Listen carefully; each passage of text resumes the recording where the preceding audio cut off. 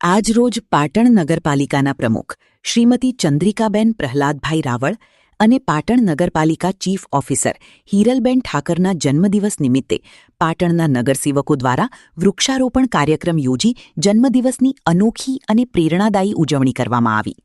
વૃક્ષારોપણ દ્વારા પર્યાવરણ સંરક્ષણનો સંદેશ આપતા સૌએ હરિયાળા અને સ્વચ્છ પાટણના નિર્માણ માટે પોતાનો સંકલ્પ વ્યક્ત કર્યો.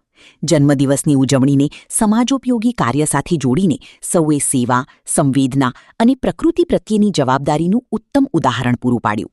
શ્રીમતી ચંદ્રિકાબેન પ્રહલાદભાઈ રાવળ અને ચીફ ઓફિસર હિરલબેન ઠાકર જન્મદિવસની હાર્દિક શુભકામનાઓ તથા તેમના ઉજ્જવળ, સ્વસ્થ અને સફળ જીવન માટે શુભેચ્છાઓ.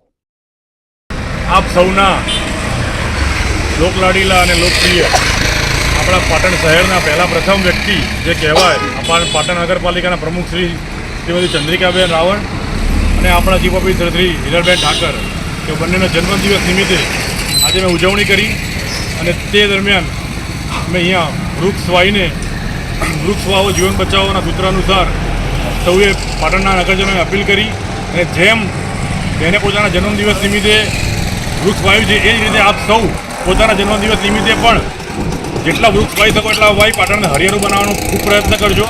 આપ સૌને પાટણ નગરપાલિકાના પ્રમુખ વતી હું પ્રમુખ ઉત્કર્ષ પટેલ આપ સૌને આહ્વાન કરું છું. ભારત માતા.